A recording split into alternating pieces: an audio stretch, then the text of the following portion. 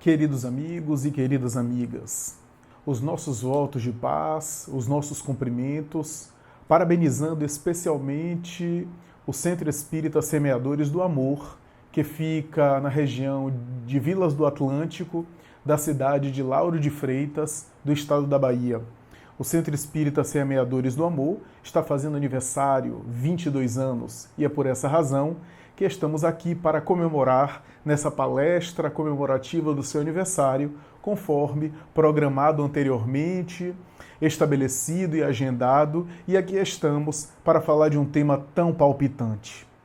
Émile Durkheim, um dos pais da sociologia, considerado o pai das ciências sociais contemporânea por excelência, vai estabelecer um conceito muito interessante na sua doutrina, na sua teoria sociológica, para entender os fenômenos da vida, especialmente da vida social.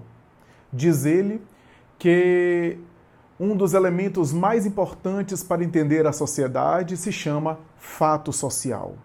O fato social, na conceituação do grande pensador francês, tem a ver com um elemento que atravessa o ser humano e que tem algumas características bastante especiais. A primeira delas é que todo fato social é geral, isso é, afeta todas as criaturas, ou pelo menos, se não todas, a grande maioria das criaturas que vive em sociedade. O segundo item do fato social, a segunda característica do fato social, é a sua exterioridade, isso é, está fora do ser humano, é exterior ao ser humano, está acima do ser humano. Portanto, não é algo que ele controle, que ele domina, que ele manipula. Mesmo que ele não queira, mesmo que seja algo contra a vontade dele, o fato social se sobrepõe a ele de maneira marcante, porque é exterior a ele. E a terceira característica de todo fato social é a sua coercitividade.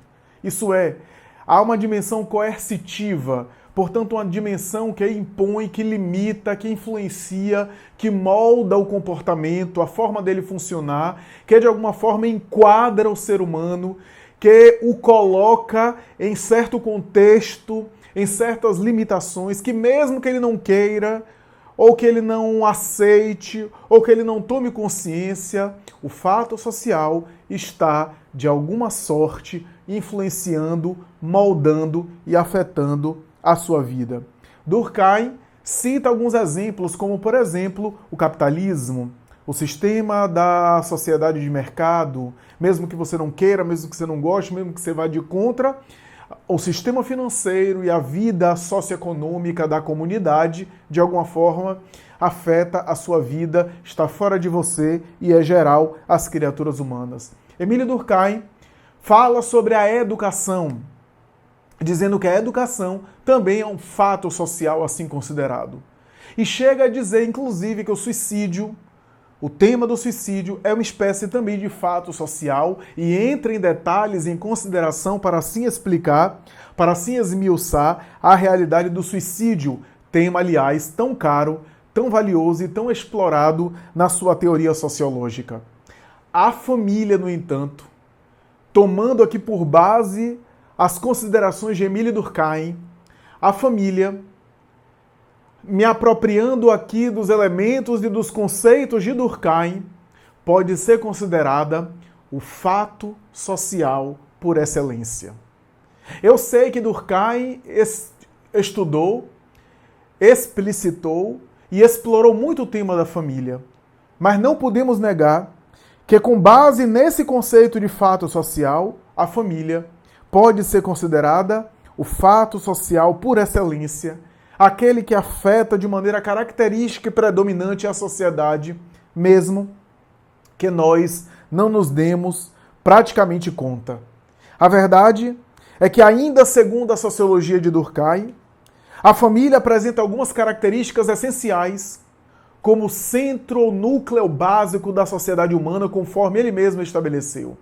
Como a célula máter do organismo social, a família tem algumas características de força, como ele costumava dizer também, de coesão, de força social, mas que, sobretudo, tem, na opinião do grande pensador francês, alguns elementos essenciais como sendo relações informais. Uma das características básicas do pensamento de Durkheim é dizer que na família sempre há, e é o que caracteriza a família, relações informais. Isso é, relações mais íntimas, mais pessoais, mais de intimidade, mas coloquiais, no sentido aqui da não formalização das relações, como é o caso das relações de etiqueta e das relações formais de um modo geral. A outra característica que Émile Durkheim destaca quando estuda a família é que a família tem como característica básica a subjetividade dos sujeitos. Isso é, para Durkheim, o que caracteriza a família basicamente é relações informais, a falta de formalidade na relação, isso é, certa intimidade e, sobretudo, o sentimento das pessoas que interpretam essas relações informais de forma muito particular e que possui e elabora laços afetivos, subjetividade, vínculos pessoais, interpretações emocionais desses vínculos, que é a base da família. Isso tudo posto para que o pensador francês concluísse que a família é uma construção social, que é um fator que vai sendo elaborado e que vai sendo construído pela cultura e pela sociedade.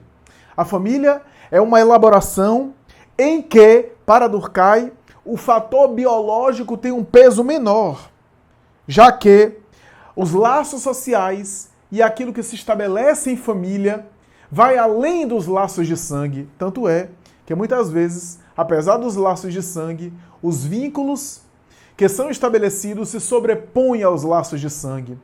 É muito comum, por exemplo, a gente ver vínculos significativos de, por exemplo, pais adotivos ou irmãos adotivos, ou uma madrasta, um padrasto, cuja vinculação se estabelece a partir de segundas núpcias, por exemplo, ou de uma viuvez, e aquela relação significativa às vezes sobrepõe uma relação meramente de sangue ou um papel que tem um fator biológico. A verdade é que Émile Durkheim defende que a família é essa construção social no qual ou na qual o meio exerce influência nos vínculos que são estabelecidos desde cedo. E ainda na conceituação do pensador francês, a família sadia, termo que ele usa da sua teoria, a família sadia é aquela na qual os papéis de cada um são bem definidos, bem claros, bem estabelecidos. Essa noção de família, que está presente na obra de Durkheim, vai ser mais tarde contestada em parte, ou pelo menos vai ser agregada por outro teórico das ciências sociais, o teórico Max Weber.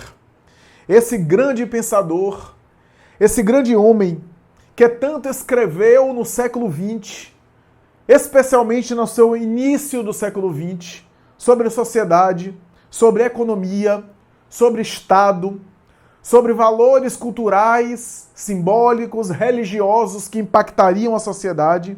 Max Weber, que é conhecido por produzir uma das obras mais importantes considerada do século XX, a obra A Ética Protestante e o Espírito do Capitalismo, uma das obras que mais impactaram a mentalidade cultural, social, especialmente das ciências humanas do século XX. Weber, que é outro pilar da sociologia, considerado com Durkheim também pai das ciências sociais, da sociologia, vai de alguma forma também estudar a respeito da família. Na verdade, para ser bem honesto, no caso da obra de Weber, nós não temos uma teoria bem organizada e delimitada da família. Nós conseguimos extrair uma teoria da família e considerações da família sobre a família na obra de Weber, pescando aqui e acolá, recortando aqui e acolá, porque ao longo da sua obra ele escreveu sobre família de maneira difusa, de maneira esparsa. Enquanto Durkheim escreveu sobre família de uma forma esmiuçada, definida, de maneira pontual. Weber, que era um gênio, aliás, que era de uma inteligência fulgurante e invulgar, escreveu sobre família de maneira difusa, de maneira pulverizada, de maneira difundida ao longo da sua obra. Dois livros, especialmente, possuem conteúdo significativo sobre a família. O primeiro deles eu já citei, A Ética Protestante e o Espírito do Capitalismo. E o segundo, uma obra não muito conhecida, de 1922, a primeira, que é a mais famosa, de 1905.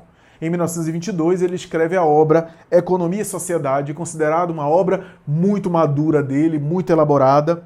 E nessas duas obras, nós podemos extrair algumas coisas importantíssimas do pensamento de Weber.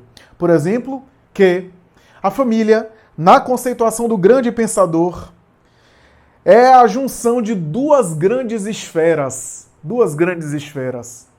Enquanto Durkheim falava de papéis definidos e de uma construção social,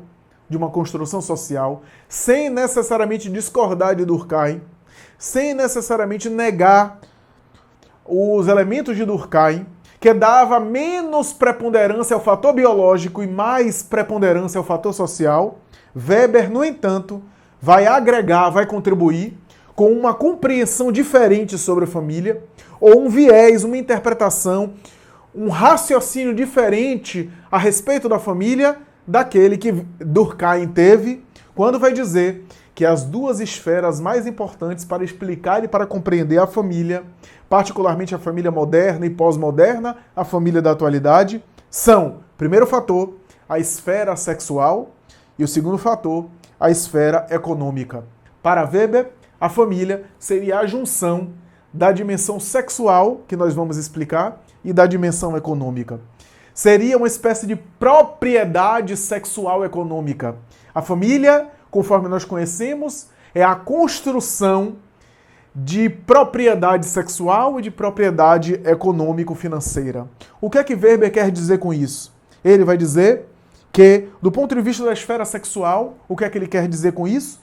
Ele quer dizer que o matrimônio, o chamado casamento, demarcou uma época diferente na humanidade, rompendo com as sociedades primitivas, onde as relações sexuais eram mais difusas, onde os vínculos sexuais eram mais fluidos, onde a cultura e a tradição do patriarcado primitivo, ou de outras sociedades pré-patriarcado, matriarcado, aliás, primitivo, sociedades, portanto, pré-patriarcado, vão estabelecer relações sexuais de tal forma que a família era o clã estendido, era o grupamento social mais estendido, mais considerado, era a comunidade que tinha um poder maior e que gerava uma sociedade assim comunitária, que Engels, na sua obra, sobre a qual Weber vai discordar em algumas partes, em boa parte, aliás, Engels vai se chamar de comunismo primitivo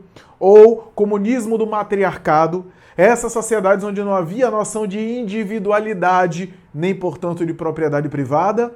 Essas sociedades, portanto, não havia também os grupos familiares, conforme nós conhecemos, mas um clã, onde havia as relações sexuais fortuitas, onde havia ali a noção de um grupamento e não necessariamente os vínculos, conforme nós conhecemos, que vai ser estabelecido, na opinião de Weber, a partir da ideia do matrimônio, isso é, de relações sexuais estáveis. A partir daí, o grupo, o clã, vai autorizar e vai incentivar as relações sexuais estáveis, que formaria vínculos ali constantes, e a partir daí, os filhos que nasceriam a partir desse vínculo seriam autorizados pela comunidade, pelo clã, e estabeleceriam ali os primórdios das relações jurídicas iniciais, das relações civis e sociais dos pais em relação aos filhos, fruto daquelas relações. O que significa dizer que o germe, a semente inicial da família nessas sociedades primitivas começa especialmente, na opinião de Weber, a partir de relações sexuais estáveis, isso é, da noção de matrimônio, de casamento e, portanto, da junção ali de dois seres que formariam a família. E, portanto, ao mesmo tempo surgem relações sexuais que são para além dessa relação sexual estável, que não configurariam a família, e os filhos que nasceriam dessas relações sexuais aí fortuitas não seriam considerados pelo clã e pela comunidade como sendo uma família.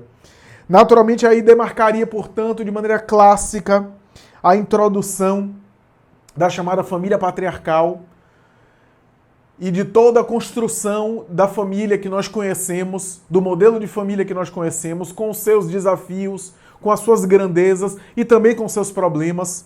Naturalmente que é a partir daí que surge também, não apenas a opinião de Weber, mas mais tarde também na opinião de Sigmund Freud, a ideia do tabu do incesto, onde nesse clã os vínculos sexuais não poderiam ser estabelecidos a partir dos vínculos de origem e dos laços consanguíneos estabelecidos. Era necessário, portanto, estabelecer vínculos sexuais estáveis com outras pessoas que não do clã biológico original, por vários motivos, entre os quais motivos também de dominação, a fim de que o clã pudesse se estender através de alianças com grupos diferentes e não morrer em si mesmo através da reprodução biológica de uma mesma árvore genealógica que fadaria aquele grupo ao insucesso. E o tabu do incesto, na colocação de Weber e sobretudo mais tarde de Sigmund Freud, ou melhor, um pouco antes de Sigmund Freud, e também mais tarde com as obras de Sigmund Freud, vai estabelecer que o incesto, ou o tabu do incesto sendo instaurado na sociedade, isso é a proibição de relações sexuais entre os membros da mesma árvore genealógica consanguínea, vai demarcar a diferença entre natureza de um lado, o estado in natura de um lado, e cultura e civilização de outro. A cultura e a civilização, na colocação freudiana, começa a partir do tabu do incesto, onde há uma repressão do impulso e das pulsões sexuais na direção aí fortuita e in natura, para aí a uma certa organização, uma certa ordem da pulsão sexual, que seria a célula inicial, o germe básico da formação da cultura e da civilização,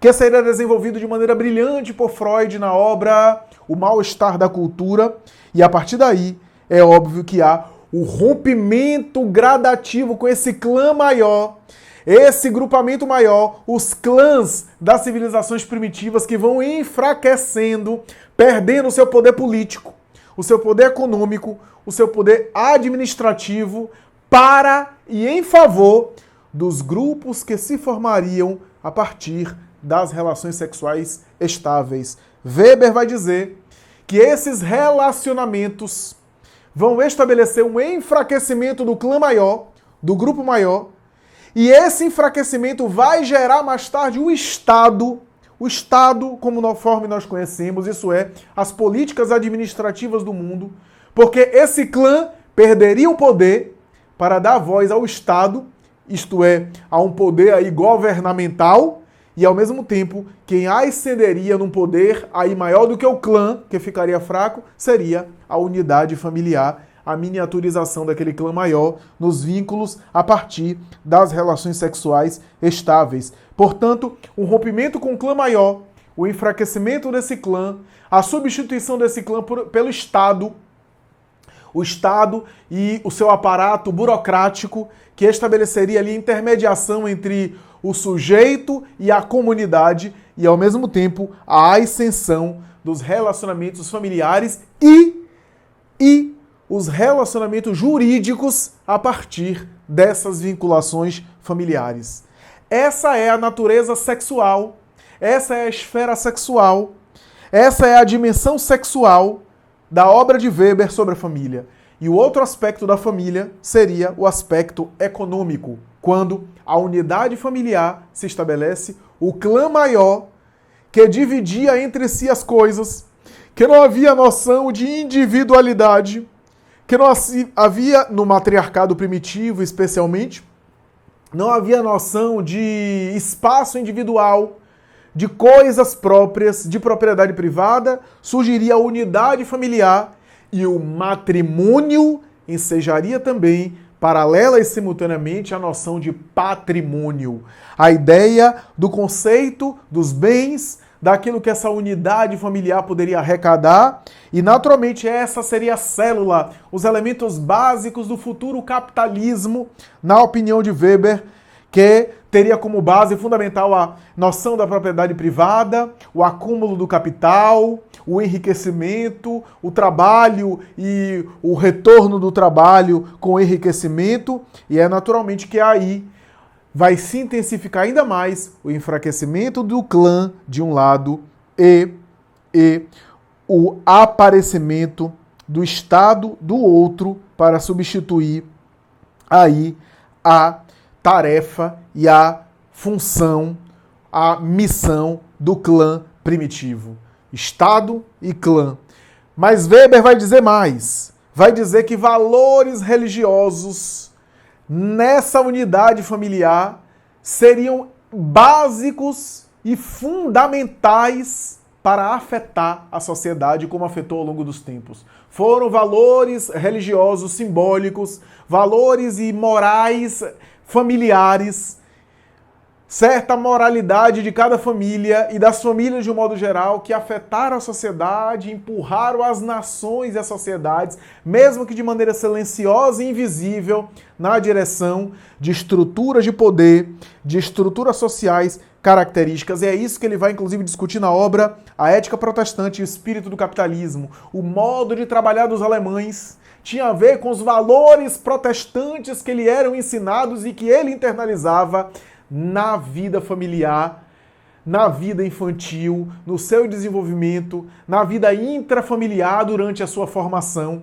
a ponto de Weber conseguir estudar a forma como as operárias alemãs, por exemplo, exerciam seus trabalhos nas fábricas ou no artesanato, e que tinham a ver com esses valores religiosos iniciais, em detrimento, por exemplo, de valores católicos que eram ensinados na França, e isso refletia na função social do trabalho, na divisão dos trabalhos, na forma de organização do trabalho das nações, seja católicas, seja protestantes. Tudo isso tendo como gênese, como base, como elementos referenciais iniciais a própria família.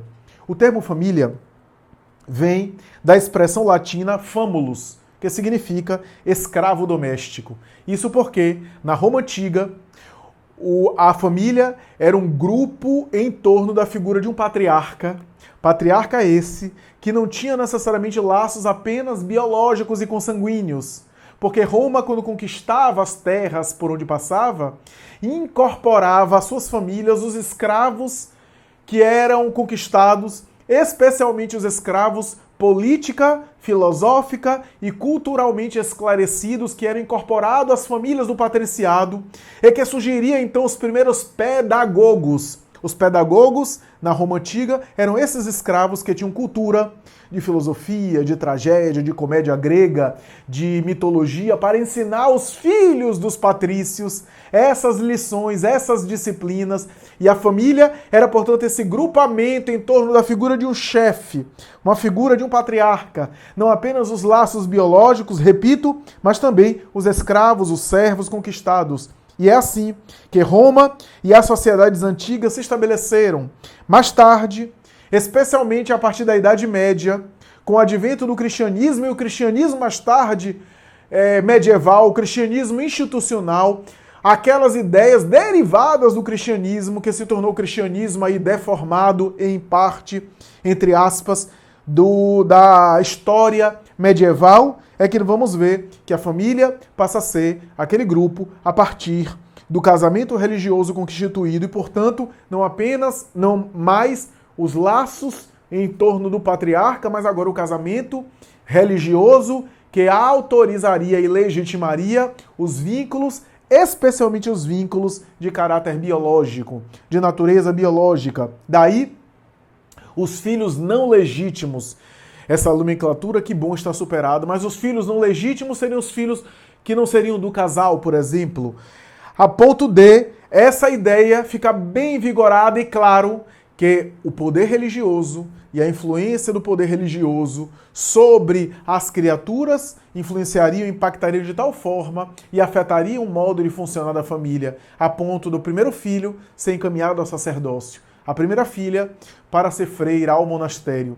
E o slogan, quando o sangue sai, o conhecimento entra, era a base fundamental dos métodos catequéticos, dos métodos violentos e perturbadores de memorização de textos, de ritual e liturgia religiosa para servir a igreja, que esse era o papel essencial e básico da educação então considerada. Mais tarde, com as liberdades democráticas, especialmente a partir da Revolução Francesa, é que vamos encontrar aí uma alteração nesse conceito de família, e a família não era apenas e não era mais aquela que se formaria a partir do casamento religioso, mas a família era o grupo estabelecido a partir do casamento civil, do casamento laico, do casamento estabelecido e leis que amparassem esse casamento para estabelecer ali a regulação social e, de certa forma, o respeito à dignidade desses vínculos estabelecidos. Naturalmente que, mais tarde, a partir da Revolução Industrial, das revoluções industriais, aliás, vamos encontrar a família alterando-se novamente. E aqueles grupamentos familiares estarem em torno das grandes indústrias. Essas grandes indústrias impactariam de tal forma o homem indo trabalhar nas grandes fábricas, a mulher ficando em casa e naturalmente dando conta da prole e da família extensa. Essa ideia do homem ter o pátrio poder e a mulher ser sua coadjuvante.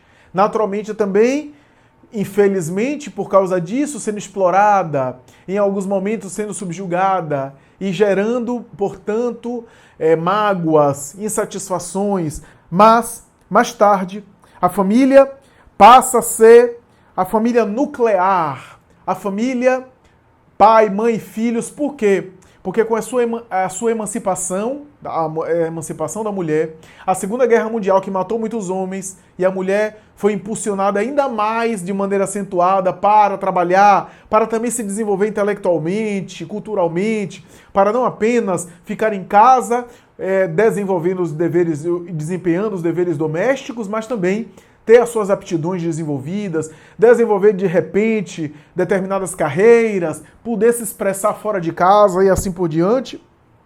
É natural que isso impactou a família e alterou a noção de família.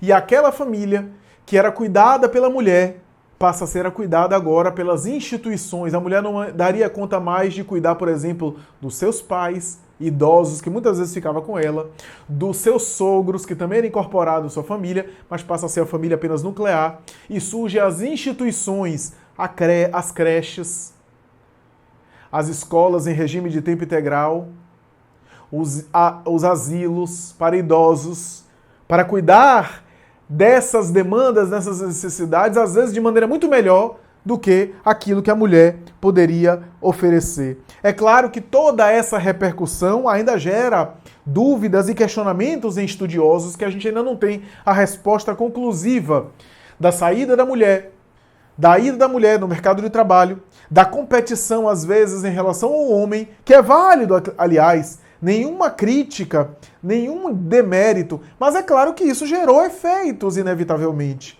Se de um lado a mulher injustamente era escravizada e às vezes desqualificada, diminuída no lar, do outro lado, a saída dela de casa e a reprodução de uma cultura em que o homem muitas vezes trabalhava e mesmo quando não trabalhava ou quando não estava trabalhando tanto dentro de casa, ele não tinha nenhuma responsabilidade em relação aos filhos, ele não participava, porque aquilo não era a função dele considerada socialmente. Ao sair, a mulher naturalmente que, ingressando também, de um lado, espera a contribuição do homem, de outro lado, gera, às vezes, uma grande lacuna, cuja resposta a gente ainda não conseguiu ainda ter totalmente, o efeito disso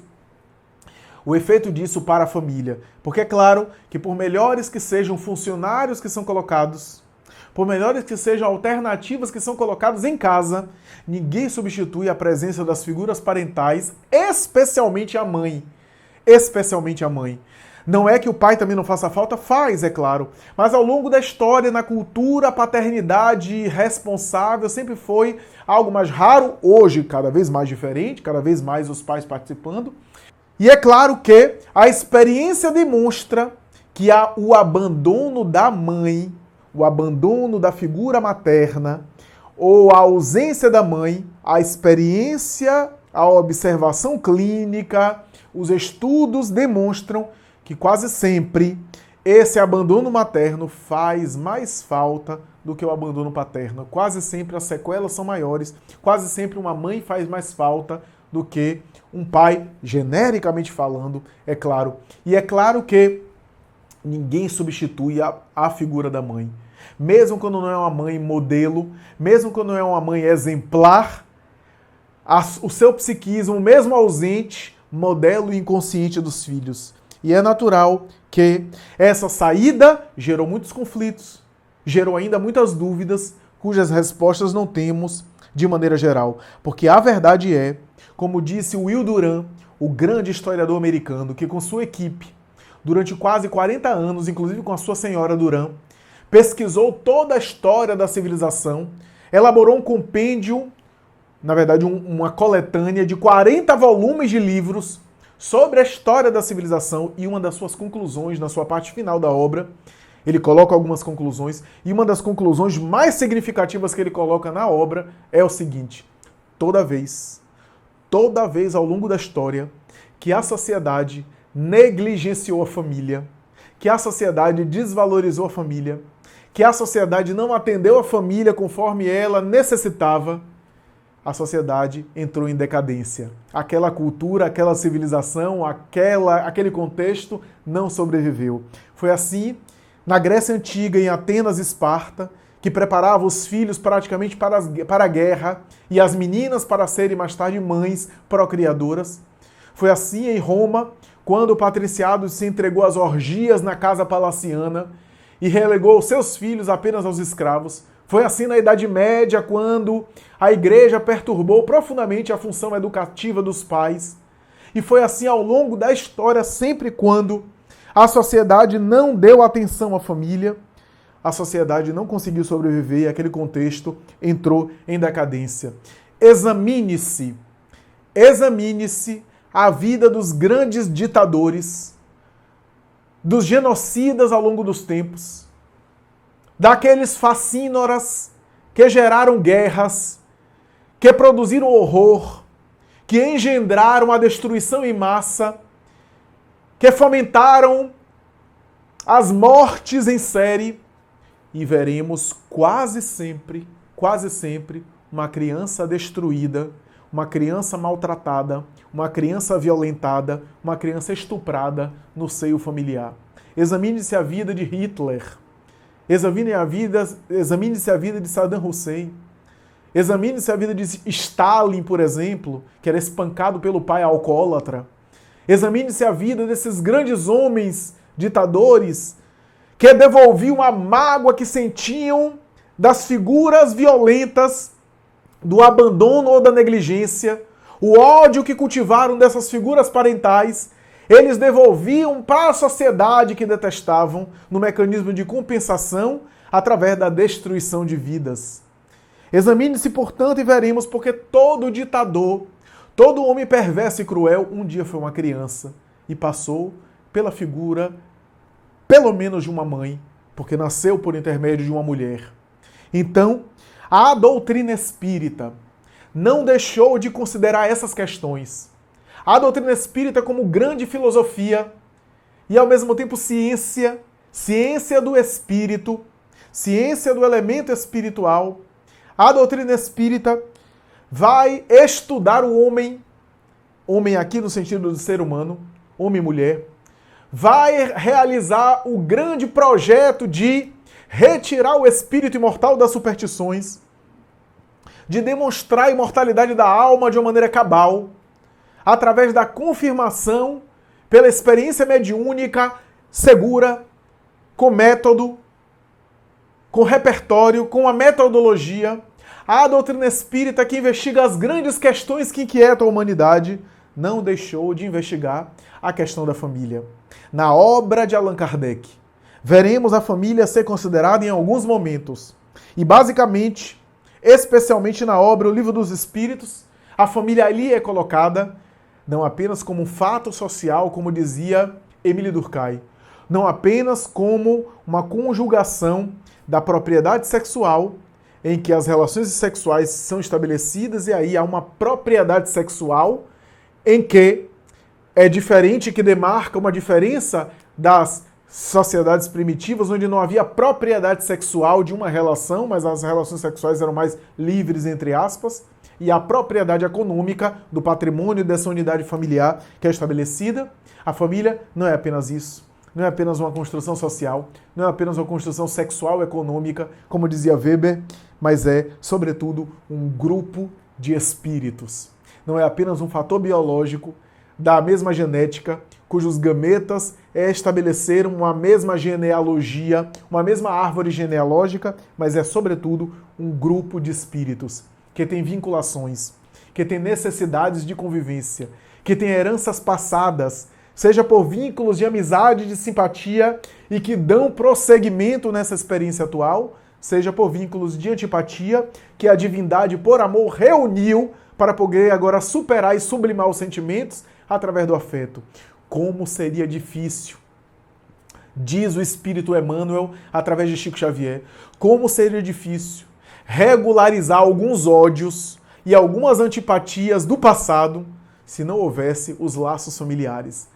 Porque, às vezes, ódios ferrenhos, mágoas de séculos, rancores e ressentimentos que geraram mortes recíprocas e que vararam os milênios, são superadas através dos vínculos familiares, quando os espíritos são reunidos e reencarnam numa mesma família para poderem se sobrepor através daqueles laços familiares agora das mágoas do passado. É natural, portanto, que o Espiritismo vem dizer que a família é um grande projeto que tem raízes espirituais e que tem propósitos divinos na espiritualização do ser. A família, portanto, é um grupo de seres espirituais. Seres esses que têm um propósito de evoluírem. Allan Kardec, em O Evangelho segundo o Espiritismo, capítulo 14, um Rapaz e Mãe, item Laços Familiares, vai dizer frequentemente as famílias se reúnem no espaço por afinidade. E ao reencarnarem, materializam essa afinidade que faziam com que esses espíritos se aproximassem fora do corpo. No entanto, há algumas vezes membros que são antipáticos àquele grupo familiar e reencarnam também juntos, para poderem também melhorarem-se entre si e progredirem reciprocamente. Essa é a palavra de Allan Kardec, o que fez com que o Espírito Emmanuel, através do médium Chico Xavier, viesse a dizer que a família é o centro essencial dos nossos reflexos psíquicos, dos nossos reflexos mentais. O que significa dizer que na família está materializado o espelho da minha própria consciência. Aquilo que eu fiz a mim mesmo, aquilo que eu fiz à minha consciência ao longo das encarnações, materializa-se no grupo familiar com o qual eu convivo, com o qual eu estou.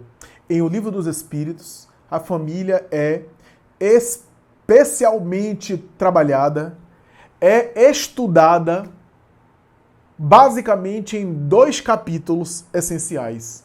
A lei de reprodução, onde o tema da família aparece de maneira sutil, e a lei de sociedade, onde os laços de famílias aparecem agora de maneira mais contundente. Na lei de reprodução, e é interessante que são 2 leis, a lei de reprodução é uma lei material. A lei de sociedade é uma lei que tem aspectos mais psíquicos e morais, portanto uma lei moral.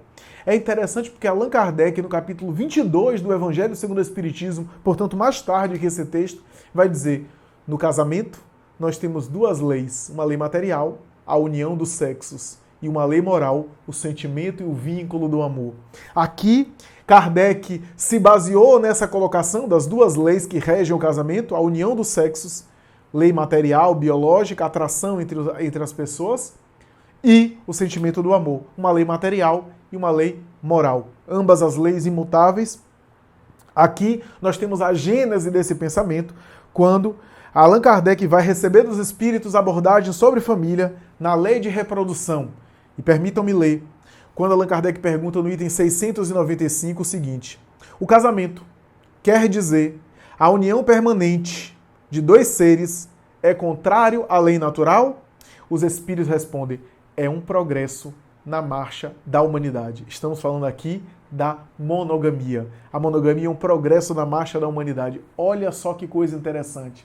Confirmando Weber, falando antes de Weber. Isso, confirmando de alguma forma algumas teses de Engels, quando fala sobre a família. A monogamia marcando um novo processo. A monogamia marcando uma nova etapa da humanidade. Marcando, portanto, e demarcando, portanto, um progresso na marcha da humanidade. E aí Kardec pergunta, qual o efeito da abolição do casamento na sociedade humana? E os espíritos respondem, um retorno à vida animal. E Allan Kardec, então, tem um trecho, uma nota que ele vai dizer, a união livre e fortuita dos sexos é um estado natural. O casamento é um dos primeiros atos de progresso das sociedades humanas, porque ele estabelece a solidariedade fraternal e se encontra entre todos os povos, ainda que em condições diversas. A abolição do casamento seria o retorno à infância da humanidade e colocaria um homem abaixo mesmo de certos animais que lhe dão o exemplo de uniões constantes. Aqui você entende agora que Allan Kardec não está falando só do casamento no sentido que a gente está falando aqui individual, de que o casamento é um progresso para as pessoas. Ele está falando em termos de comunidade, em termos antropológicos. Ele está tocando aqui na questão que a gente discutiu de Weber, na questão que a gente discutiu aqui da sociologia. O casamento é um dos sinais de progresso nas sociedades humanas.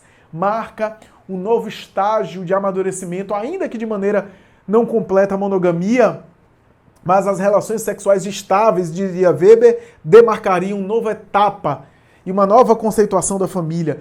Antes disso, a vida dos animais, a vida da sexualidade fortuita, do vínculo sexual livre e permeável, de tal forma que os laços não seriam laços ali de família e, sobretudo, não seriam laços que ensejariam maior progresso. Na Lei de Sociedade, outro capítulo, Allan Kardec volta ao tema quando pergunta, no item 774, há pessoas que inferem no abandono dos pequenos animais pelos pais que entre os homens os laços de família não são mais que um resultado dos costumes sociais e não uma lei natural. Que devemos pensar disso? Resposta, o homem tem destinação diversa da dos animais. Por que, pois, sempre querer identificá-lo com eles? Nele, há outra coisa além da necessidade física. Há a necessidade do progresso. Os laços sociais são necessários ao progresso e os laços de família estreitam os laços sociais. Eis aqui porque os laços de família são uma lei natural. Deus quis que os homens aprendessem assim a amar-se como irmãos. Aqui ele está tocando na questão de cultura de um lado e natureza de outro, onde o ingresso na cultura ou na civilização marca, de alguma forma, a divisão entre cultura e estado e natura, estado-natureza, que não são a mesma coisa, conforme Sigmund Freud falaria mais tarde. A ideia de que no homem há também uma lei, que significa a lei do progresso, não que não haja nos animais, mas a lei do progresso no homem tem a ver com o uso da inteligência, com escolhas mais aperfeiçoadas. E é por isso que há ali vínculos que se estabelecem de maneira mais elaboradas, mais sofisticadas, vínculos esses que nos animais não tem, porque o animal, muitas vezes, ele até reproduz com seu filhote. A mãe, a fêmea, ou o pai, o macho, reproduz com o filhote. Depois de um ano de idade, porque depois de um ano de idade o filhote já está adulto, porque outro propósito de progresso há nos animais. No ser humano, portanto, há naturalmente que vínculos diferentes e além da progressão física e além das necessidades físicas, o instinto gregário e assim por diante, há também necessidades morais, necessidades intelectuais, necessidades afetivas, necessidades sociais. E aí Kardec pergunta no item 775, qual seria para a sociedade o resultado do relaxamento dos laços de família? E a resposta é, uma recrudescência do egoísmo. Aqui vale a pena a gente aqui colocar uma coisa interessante. Primeiro, Kardec, na lei de reprodução, lei material, Allan Kardec vai receber a resposta aqui. A abolição do casamento, a eliminação do casamento, isto é, das relações sexuais estáveis, geraria, portanto, retorno à vida animal. Portanto, abolição do casamento, alteração das relações sexuais estáveis, lei material, geraria uma vida material, mundo animal, mais primitiva, mais instável, portanto. Portanto, tem a ver com a parte aí material da coisa. Que a gente pode dizer, em termos atuais, a pessoa que se erotiza demais, uma sociedade que se erotiza, uma sociedade que só dá vazão aqui à sensualidade intensificada, embrutece-se, acentua os seus instintos e tende a se desgastar psiquicamente. Mas, na lei de sociedade, Kardec fala de relaxamento dos laços familiares e em vez de retorno à vida dos animais, material, aqui na lei de sociedade a gente tem aí questões morais, não materiais. Relaxamento dos laços familiares não vai à vida dos animais, porque o elemento sexual é que, mal usado, rebaixa o homem à vida dos animais. Aqui a gente está falando não do elemento sexual, no elemento primitivo, no elemento material animal, mas no elemento social. Relaxamento dos laços familiares não geraria o retorno à vida do animal, mas geraria recrudescência ao egoísmo. E por que não retorno ao egoísmo? Porque a gente já passou da fase animal, então é retorno à vida animal.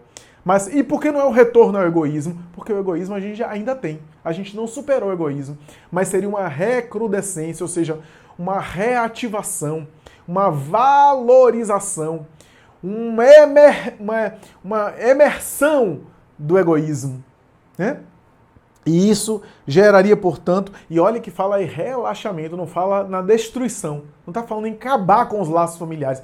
Não apenas o relaxamento dos laços familiares geraria uma recrudescência ao egoísmo. O que é que isso quer dizer?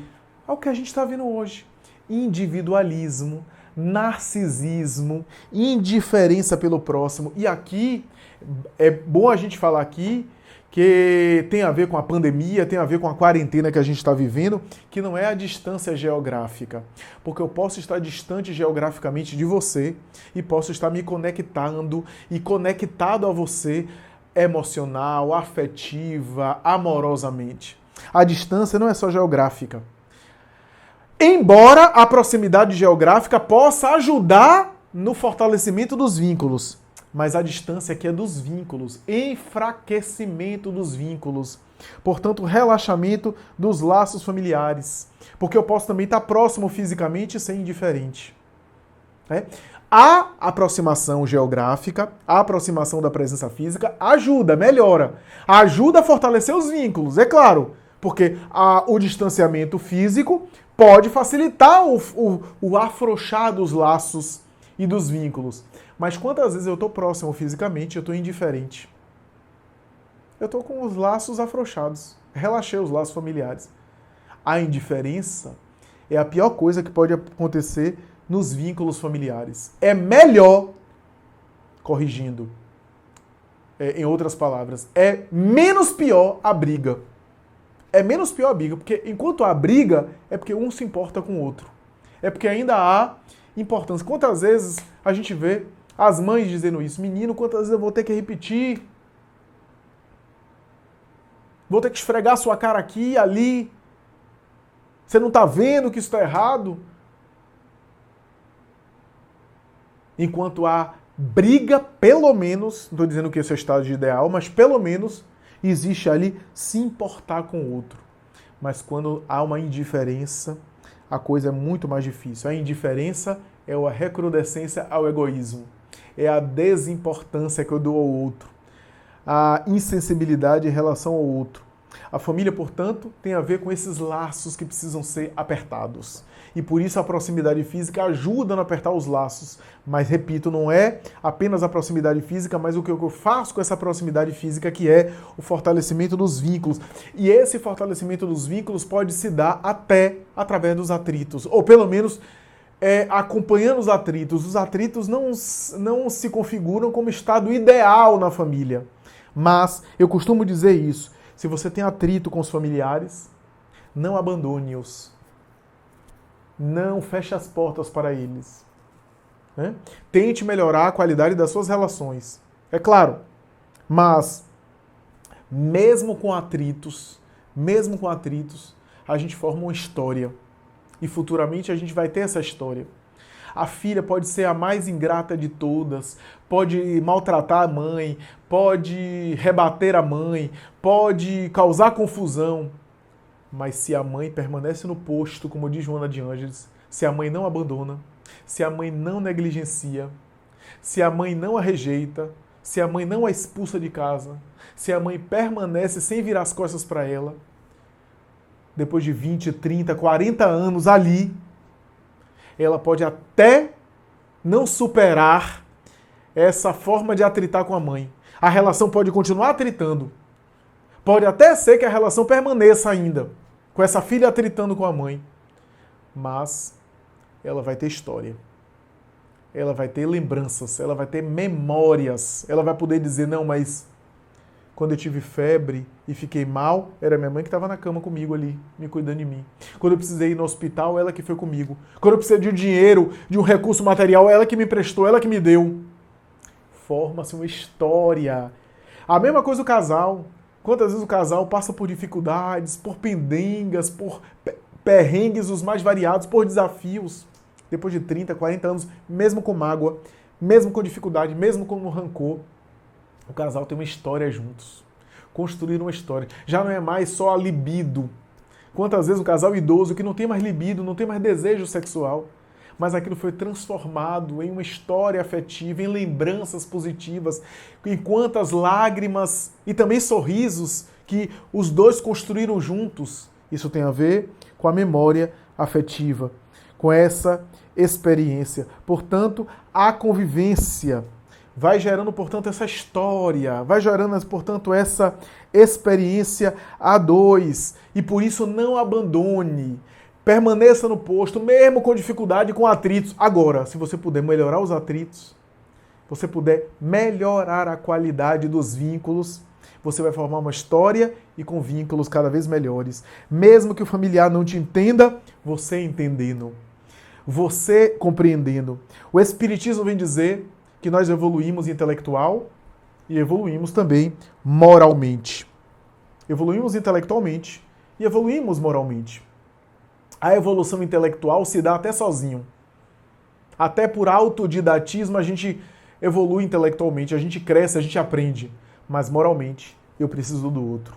O outro me ajuda a crescer espiritualmente. O outro me ajuda a me aprimorar espiritualmente.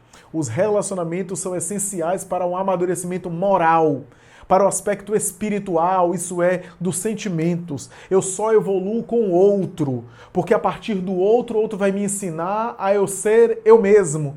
Vai me ensinar a eu me conhecer melhor, porque a partir do outro eu me percebo no outro, por identificação, por semelhança, e vejo o que eu tenho no outro, porque o outro me serve de espelho. E também eu percebo no outro aquilo que eu não tenho. E a partir da negação daquilo que o outro tem que eu não tenho, aquilo me ajuda a eu conhecer aquilo que eu tenho, aquilo que eu sou. O autoconhecimento, portanto, é essencial nesse processo todo, e os relacionamentos são ferramentas poderosas também de autoconhecimento, de desenvolvimento da personalidade e de superação dos atritos. Os relacionamentos, quanto mais íntimos, os relacionamentos amadurecem o indivíduo. Porque quanto mais proximidade, maior a intimidade, e quando eu falo intimidade aqui não é apenas a proximidade física, mas intimidade emocional, maior atrito e maior possibilidade dos nossos defeitos virem à tona, das nossas dificuldades, das nossas paixões, dos nossos limites, e por isso a gente atrita e a gente se fere, a gente se magoa nesse processo aí, de tal forma que quanto mais a relação é íntima, mais exige de nós, porque vamos nos magoar e vamos ter que nos perdoar. Um relacionamento para seguir adiante precisa de muito perdão. Muito perdão. E quando eu falo perdão, não é apenas perdão das grandes ofensas, das grandes dores, mas os pequenos perdões do dia a dia. É inevitável essa necessidade ali de trabalhar esse perdão. O Espiritismo vem dizer que a família tem laços espirituais, tem vínculos que procedem às vezes do passado, de reencarnação. Emmanuel vai dizer o seguinte, em uma mensagem chamada Em Casa, ele vai dizer: ninguém se engane. A filha ingrata de hoje, que maltrata os pais de maneira gratuita, é aquela mesma filha que esses pais colocaram na igreja, abandonaram no monastério com as freiras, ou colocaram na roda das casas de misericórdia e sumiram. Essa filha ingrata que foi abandonada volta com a mágoa inconsciente. Não se justifica, mas pelo menos explica. O filho toxicômano e rebelde é aquele mesmo filho que foi abortado em reencarnação passada e que agora volta aos nossos braços. Resistente a nós, agressivo e cruel. A mulher ciumenta, com esse ciúme patológico, desconfiada e paranoica, temperamental e aborrecida, irascível, histriônica e polêmica, discutidora, é aquela mesma mulher que foi abandonada na porta da igreja, no altar do casamento, e que enlouqueceu de angústia. O marido alcoólatra, agressivo, desconfiado, ciumento, é o mesmo marido de ontem que foi abandonado por outro e que bebeu até morrer. Volta, portanto, com as mesmas marcas daquilo que nós fizemos neles, no ponto em que a gente deixou eles, para que a gente possa agora fazer diferente, não para consertá-los, não para salvá-los, ninguém salva ninguém, cada um salva a si mesmo. Não para corrigir ninguém, porque a nossa tarefa não é corrigir ninguém, mas é fazer a nossa parte, é dar o nosso exemplo, é nos iluminar na convivência familiar. Se a gente fizer isso, a gente já está fazendo o nosso papel e a gente já está, de alguma forma, transmitindo uma mensagem para o outro. Aliás, a mensagem mais poderosa, que é a mensagem do exemplo. A mensagem do discurso pode até encantar, pode até sensibilizar, mas a mensagem do exemplo, a mensagem da vivência, essa fica para sempre, mesmo que a pessoa não reconheça naquele momento. Então, fazer a nossa parte é iluminar a nossa família. É evangelizar a nossa família sem palavras. E mais cedo ou mais tarde, cada um vai despertar, se for o caso. Porque a nossa tarefa não é despertar na base da violência ninguém. Não é abrir os olhos de quem não quer abrir os olhos. E não é ajudar aquele que não quer ser ajudado. A nossa tarefa é iluminar a nós mesmos.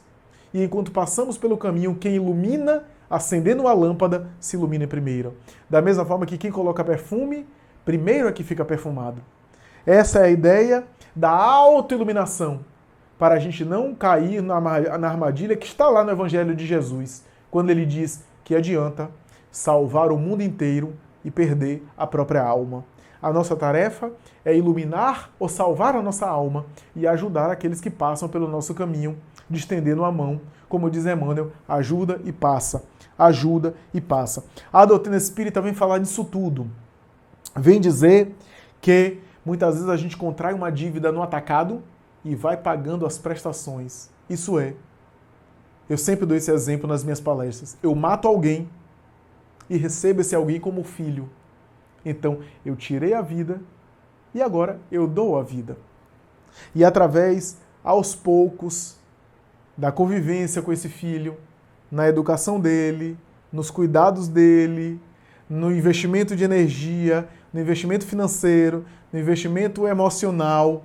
No final das contas, quando a gente morrer, eu e ele, a gente desencarnar, voltar para a vida espiritual, o que é que vai acontecer? Mesmo quando a gente se lembra no passado, quem foi quem, que um matou o outro, não vai ter tanta importância assim, porque a reencarnação mais recente, a última vida, a vida de agora que a gente acabou de desencarnar e sair da vida próxima, a vida mais próxima, a gente foi pai e filho. A gente foi mãe e filha. E assim por diante. Então, a gente contrai a dívida de uma vez, mata alguém, e depois recebe esse alguém como filho e vai. Eu não estou dizendo que todo filho que a gente tem é alguém que a gente matou no passado. Não é bem assim.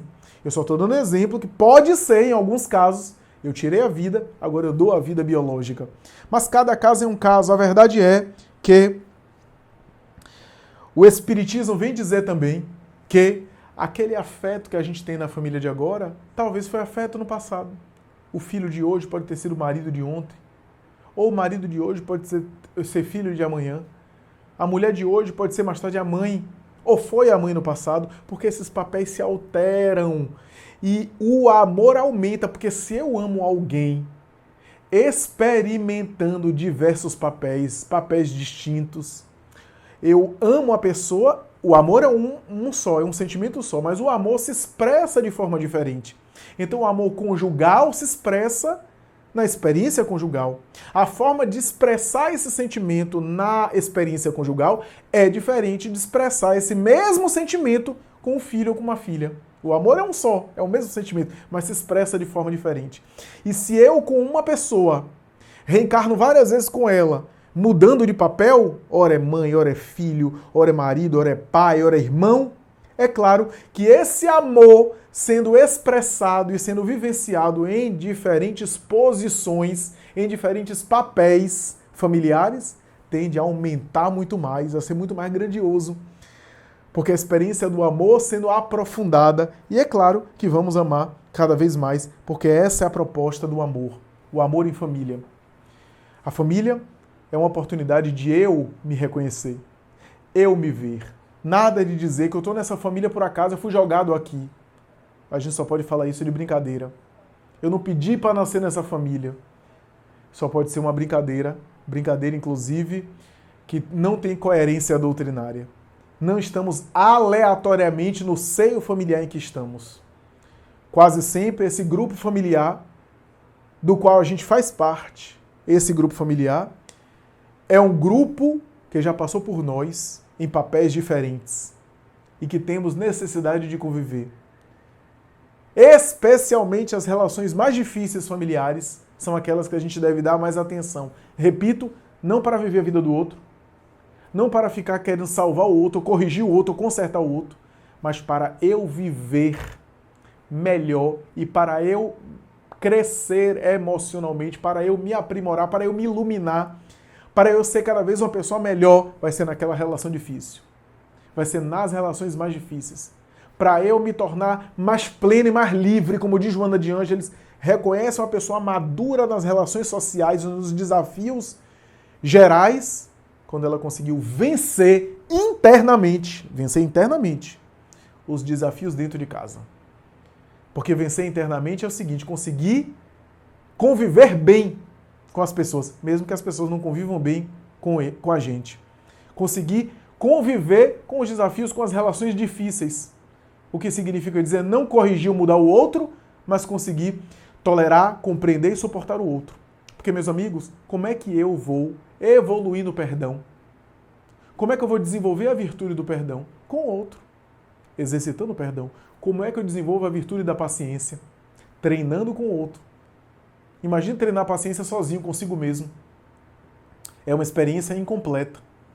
Ainda que a paciência que eu desenvolvo e que eu vou exercitando e eu vou aprimorando com o outro é uma conquista que eu internalizo para mim mesmo e vai ser benéfica para mim mesmo. Quem realmente desenvolveu paciência com o próximo é um perfume que eu ofereço, mas que eu me sinto bem nesse perfume. Porque a paciência que eu ofereço ao próximo, que eu consigo expressar com o próximo, volta para mim em forma de paciência e de paz em relação a mim mesmo. Como é que eu consigo desenvolver isso, meus amigos? Se não, no relacionamento com o próximo. O próximo, portanto, é o recurso que a divindade coloca para que eu possa desenvolver-me, para que eu possa aprimorar-me.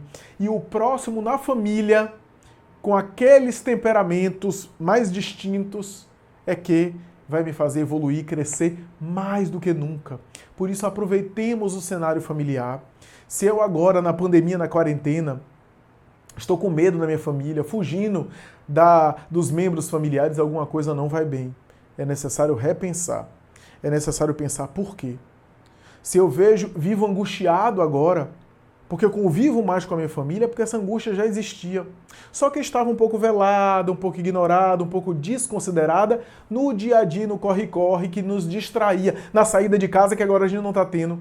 Como eu não saio de casa para respirar as relações difíceis, para dar uma trégua e me privar um pouco do contato, agora estou sendo convidado, quase que obrigado, a olhar para os desencontros que já havia dentro de mim mesmo.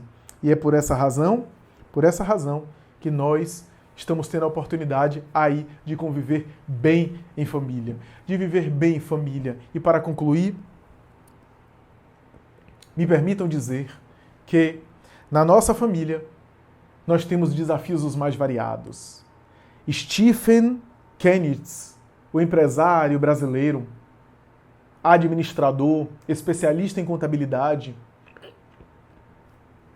e também colunista de uma das revistas aí brasileiras, a revista Veja, publicou em um artigo há muitos anos uma experiência que eu nunca vou esquecer. Ele disse mais ou menos assim, vou contar com as minhas palavras. Um dia eu tive uma reunião com grandes empresários, entre eles um empresário bastante famoso. Eu queria fazer uma entrevista com ele e também conversar com ele, trocar experiências. Só para se ter uma ideia, a entrevista, o jantar, almoço, aliás, foi marcado dentro da própria empresa dele, porque ele não tinha condição, focado que estava no trabalho, de almoçar, por exemplo, no restaurante ou até na própria casa com a sua família. Eu fui. E aquela experiência vai me marcar para sempre. E vai ser essa experiência que vai ser definidora do meu caráter, dizia Stephen Kennedy. Por quê? Porque ao olhar aquele homem, quando eu cheguei, ele estava com um olho estranho, como se tivesse um cisco. Eu pude até ter uma sensação de ter visto algumas lágrimas. Mas eu disse, não, deve ser a impressão minha, eu estou míope, de repente meus olhos não estão conseguindo ver direito, porque não é possível que ele esteja chorando, afinal, o homem não chora. E esse empresário, um empresário muito conhecido do ramo, muito conhecido, muito famoso, esse empresário é uma pessoa de sucesso, uma pessoa que está bem de vida, etc. E começaram a comer, começaram a conversar. E Stephen Kennedy vai dizer que quando chegou na sobremesa, o homem não aguentou e prorrompeu em um choro que já estava retido há muito tempo. E os dois começaram a conversar. E ele disse, você não sabe, minha filha está casando hoje. Ela vai sair de casa. E você sabe que eu não conheço minha filha? Eu me dei conta que eu não conheço. Nunca conheci minha filha. Meus filhos cresceram e eu não sei nem quem são eles. Se você me fizer qualquer pergunta deles, da intimidade deles, eu não sei. Eu não sei absolutamente nada dos meus filhos. A minha vida foi essa empresa, foi o trabalho, acumulei dinheiro, me tornei um homem próspero. Mas eu trocaria isso. Porque esse tempo que passa, eu não volto nunca mais. E Stephen Kennedy vai dizer, eu olhei para aquele homem e nessa noite eu não consegui dormir. Porque eu fiquei pensando, o que é que eu quero para mim, para a minha vida? Se for para ganhar dinheiro e ser empresário de sucesso e sacrificar 100% da minha convivência familiar, eu não quero. O que adianta ter muito dinheiro, estar no topo da bolsa de valores, ser um homem próspero de sucesso e almoçar sozinho, ser uma pessoa solitária e chorar copiosamente na sobremesa porque não conhece a própria filha que vai se casar? Adianta isso? Adianta conquistar o mundo materialmente? Você pode ser uma exceção, porque há 5% da população, dizem alguns especialistas, 5% da população que tem traços de personalidade, propensão de personalidade, de ser workaholic e de ser um empresário bem-sucedido, um executivo de sucesso, no topo, bem remunerado, que ganha mais do que a maioria da população, rico, e que é satisfeito com isso e satisfaz com isso, independente de ter família ou não. Mas dizem os estudos psicológicos que essas pessoas são 5% da população. 5% da população. A maioria que quer fazer isso, se você quiser ser um homem de sucesso ou uma mulher de sucesso, e as mulheres normalmente sofrem mais com isso. Mas se você quiser ser um homem de sucesso, uma mulher de sucesso, tem como ser. Dormir bem menos, trabalhar bem mais, focar de maneira workaholic, enquanto os seus adversários e seus concorrentes estiverem dormindo, você está se preparando mais. Tem tudo para você ser uma pessoa de sucesso. Mas para isso, você vai ter que ter alguns sacrifícios.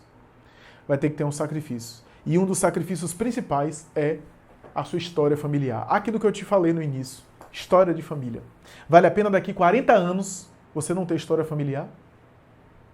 E você romper, casa separa, casa separa, casa separa. É quando você vê, você não tem uma história com alguém. Você não tem uma história familiar, de uma vida familiar com outra pessoa.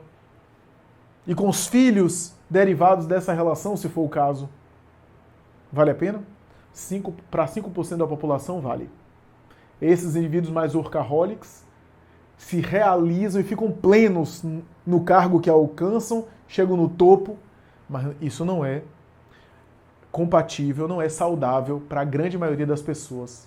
E quase sempre as mulheres sofrem mais, as grandes executivas sofrem mais, porque quase sempre a falta de convivência familiar, de participação da família, dói ainda mais profundamente, ainda mais contundentemente para as mulheres, com relação às mulheres. Então, essa história de Stephen Kennedy que ele contou,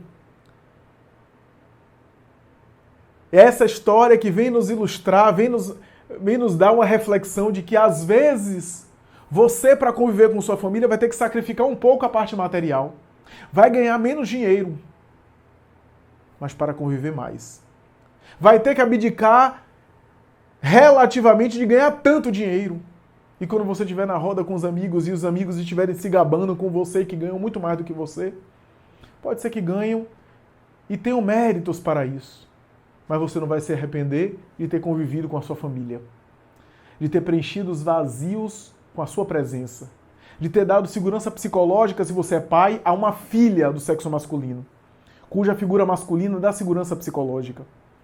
Ou a mãe sensata, correta, que é a primeira experiência de mulher, a primeira figura feminina para o menino, e que mais tarde vai transferir essa relação materna com as figuras femininas. O menino, muitas vezes, quando tem uma mãe muito dominadora, que quer respirar pelo filho, mais tarde, se a mulher é muito maleável, ele não sabe lidar com a mulher. E vai ter um casamento de fracasso. E se a mulher é dominadora, é a mãe dele de volta. A menina, quando vê o pai esculhambando o casamento, me permite a expressão popular, magoando a mãe, vendo a mãe chorar por conta das mágoas do casamento, das agressões na relação conjugal, crescendo e vendo a mãe feliz no casamento, vendo o pai sempre escapando e ausente, mais tarde, ou vai desenvolver com a figura masculina uma carência imensa para projetar nas figuras masculinas aquela carência paterna que não teve, ou vai desenvolver por um mecanismo de identificação com a figura materna um ciúme patológico, uma desconfiança, uma insegurança em relação aos homens que vai gerar sofrimentos e derrotas, insucessos nas relações familiares. Ou então vai tentar corrigir a relação dos pais numa relação própria. Então, viu a mãe apanhando de um pai alcoólatra e, de repente, repete essa experiência com o namorado e mais tarde o marido que tem o mesmo padrão de comportamento, porque inconscientemente ela quer corrigir na sua relação amorosa aquelas situações dolorosas da relação que ela viu dos pais. Quantas coisas, portanto, a gente pode evitar na família? É claro que os filhos terão seus conflitos próprios, mas quantos conflitos desnecessários que a gente coloca na estrutura familiar para esses espíritos que estão começando a viver e que temos responsabilidade espiritual, responderemos por isso. E é por essa razão que todo cuidado é pouco. E quando eu falo cuidado é atenção. Ter tempo para dar atenção, para dar segurança psicológica, para dar carinho, para dar abraço, para fornecer ternura, que vai gerar, inclusive, do ponto de vista neurológico, uma sensação de autoestima. A psicanálise costuma dizer que a gente ama conforme a gente aprendeu a ser amado na infância. de maneira geral, com exceção de espíritos muito amadurecidos que, mesmo não amados, se sobrepõem porque já têm bagagem, valores morais muito estabelecidos. Mas com exceção desses espíritos, a maioria de nós só consegue mais tarde espalhar amor conforme o amor que aprendeu a receber nas estruturas familiares iniciais. Por isso, meus amigos, quando você olhar para a esposa, quando você olhar para o filho, com todas as dificuldades, invista no bem. Se eles não te compreendem, se eles lhe tratam mal, se eles são ingratos e até violentos, seja você uma voz que compreende, porque no futuro você não vai ter remorsos, você não vai ter a sensação vazia de que não participou e não contribuiu, que abandonou, por exemplo, a experiência familiar. E se forem familiares que reciprocamente dão afeto, aproveite a oportunidade, porque são encontros de espíritos que têm afinidade e que a gente não sabe se depois da morte a gente vai se encontrar imediatamente, porque às vezes os espíritos têm destinos diferentes. André Luiz, quando morreu, foi para a colônia Nosso Lar, mas a mãe dele, que era um espírito evoluído, que convivia com ele ali ao lado dele, que ele muitas vezes não dava muito crédito, que achava a mãe sentimental demais, que desvalorizava a mãe porque tinha uma cultura intelectual mais modesta e admirava o pai. Pois é, André Luiz foi para a colônia Nosso Lar, mas não conviveu com a mãe, que já estava numa outra posição, num outro nível, numa região mais sublime, que de vez em quando ia visitar ele. E o pai também estava em outra região, numa região de sofrimento, por conta dos disparates e excessos que cometeu. Então, aqueles que a gente convive na família biológica de agora, inevitavelmente pelos laços de afeto, vão se encontrar, mas nem sempre de maneira imediata, porque às vezes a gente se transfere para a vida espiritual e tem necessidades distintas de cada um para depois se reunirem novamente pela questão da afinidade do coração. Então aproveite. Certa vez, conversando eu com minha esposa, o nosso pequeno, o nosso caçula de 5 anos, a gente conversando, e ela se emocionou quando, em reflexão, ficou se perguntando: Flávio, imagine você que ele é um espírito que talvez já esteve nos nossos braços antes, em várias outras oportunidades. E nós nos emocionamos porque eu também concluí dizendo: e talvez não. Talvez essa seja a primeira vez que nós recebemos ele em nossos braços como filho. E já imaginou quantas outras mães e quantos outros pais ele teve? Quantas vezes ao longo das encarnações ele foi beijado e foi acariciado por outros pais, por outras mães? E esses pais e essas mães na espiritualidade que formam uma família espiritual maior, seja se corporificando entre nós na família, seja se mantendo no mundo espiritual, acompanhando ele. Quantas vezes os nossos filhos de hoje terão outros pais amanhã, outras mães, outros pais, e isso, em vez de enfraquecer os laços, fortalece. Porque isso quer dizer que talvez o meu vizinho um dia foi pai ou foi mãe do filho que agora é meu. Então, tanto ele deve ter um afeto por mim, uma consideração por mim, como eu devo ter uma consideração por ele, e assim por diante, ao infinito. Projeto de família é ensaiar um amor mais profundo de convivência e de perdão, porque só convive se perdoa. Para perdoar, não precisa conviver, mas para conviver é necessário perdoar.